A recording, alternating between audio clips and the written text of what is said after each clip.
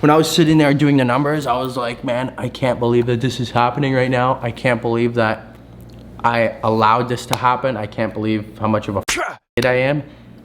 What's going on? Welcome back to the channel. Thank you for joining me again for another vlog today. I love you guys. I hope you guys enjoyed the last one. Just in case you didn't watch the full last one and there's some sort of confusion, yes, I'm retiring. No, I'm not taking down the website. If you happen to buy it or you happen to buy it previously, you will still have access to it for years. I'm just gonna keep paying for the website to stay up and do what I gotta do. I'm just not going to be accepting any new students anymore. It just doesn't feel right to be making money from something that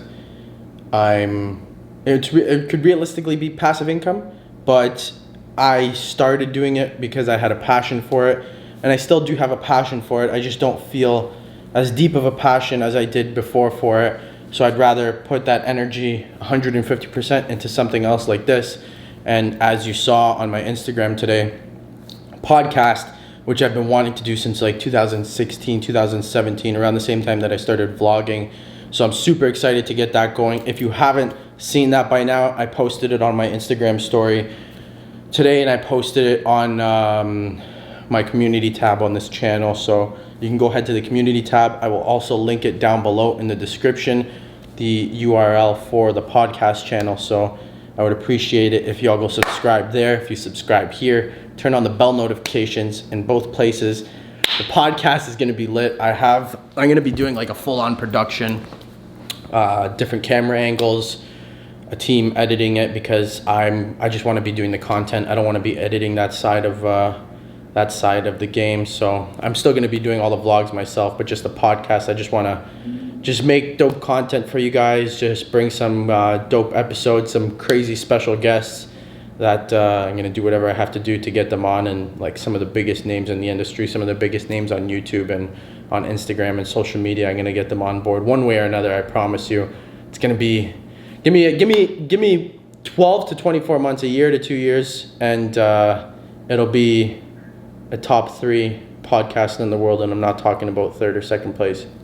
You dig?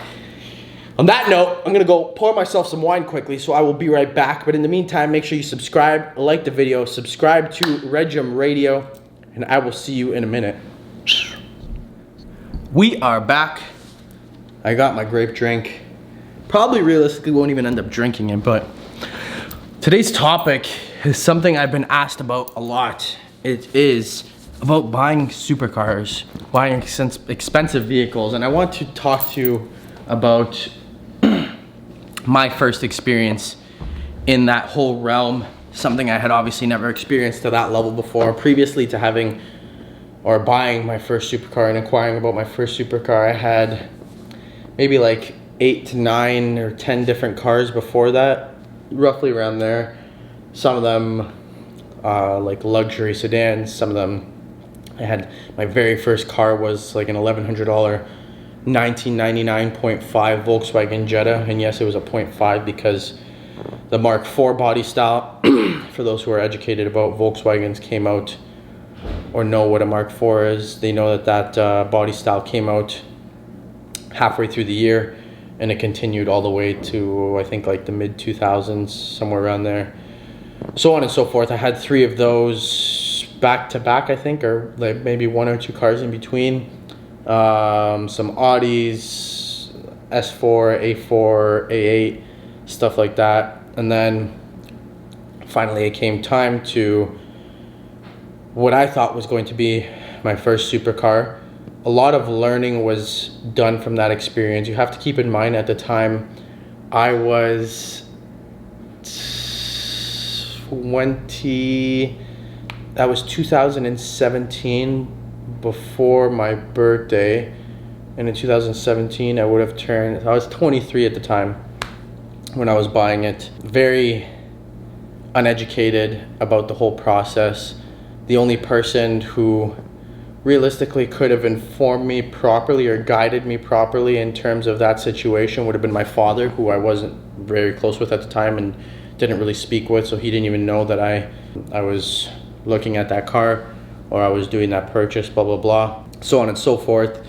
I found like the perfect spec that I wanted. It was a Lamborghini Huracan or Huracan, if you want me to pronounce it properly. White, red interior, like fully red guts inside. Like, it was just a crazy car. I ended up doing center lock wheel conversion. For those of you who don't know what that is, instead of having like the regular 5 bolts that you do on a car, I swapped that out for what was to come on the Performante, because that was actually pre-Performante, pre-Huracan Performante. So that wasn't even on the road yet. At the time, it was literally, I don't want to say in the world, but I know in Canada and the States, that was the first Huracan, the first regular Huracan non-Performante that had the center wheel lock conversion. I got that done on it. Some other few bits and pieces. Was super excited. I go out of town for a trip. Go to a local dealership at the time to where I was. I don't want to get into details about the dealerships or any of that stuff, but I went in, was talking to them, just went to go and like see like the cars they had.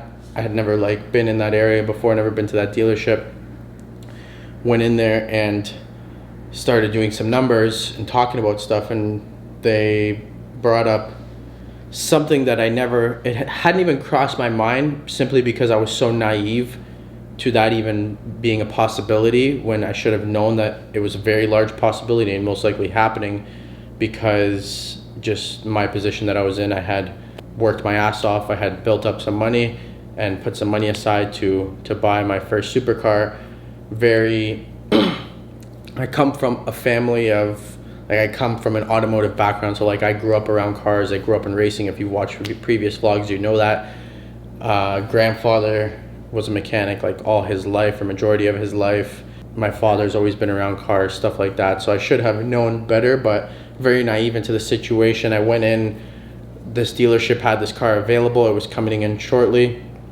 I didn't want to lose the opportunity on buying it. I didn't even really, to be honest with you, I don't even think I negotiated on the price, or I tried negotiating on the price. I was just very eager to get the car, very excited. I got ahead of myself, blah, blah, blah. One thing led to another. Went on this trip, went to this other dealership. Now we'll fast forward again. I come to find out that I was being overcharged, and not like a regular like overcharged, like a few $1,000s. I was being overcharged a lot of money. Like, when I had found out, I was not even really disappointed in the people that were doing it. I was more disappointed in myself for rushing into the whole process, rushing through the process, and just not doing my due diligence, not doing my research. It was kind of, stuff like that I've always been very impulsive on, and I've never really given a lot of thought.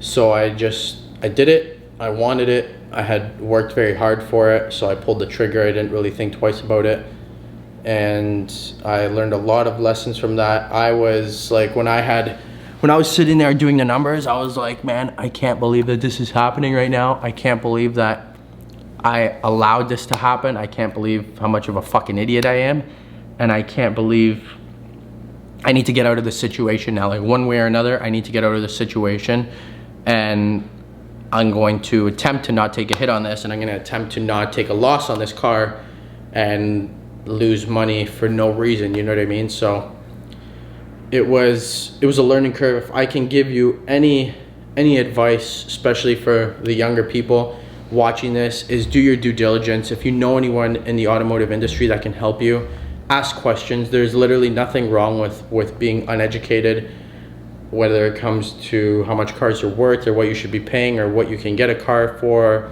or how to bargain on cars. And I've learned a lot from that situation. That situation actually helped me a lot moving forward with different cars. It benefited me down the road, and as time has gone on, like after that, it was a few months later, and I ended up buying my G-Wagon. I bought my G-Wagon in full. I've talked about it in previous vlogs. I don't believe in leasing or financing. That's just my personal belief, and if you want to know why, you can go watch that vlog. But I don't believe in financing or leasing, especially like depreciating things. I think that if you're going to buy something that's depreciating, at least like make sure it's liquid, so that way if you ever need to get rid of it, you can make money back on it, or get some of the money that you spent back on it. That's just the way I look at it. For more info, go watch that vlog. But I got my G-Wagon in full. It was like pretty much brand new. I think it was a couple months old at the time. It had like 5,000 or 6,000 kilometers. Absolutely love that thing.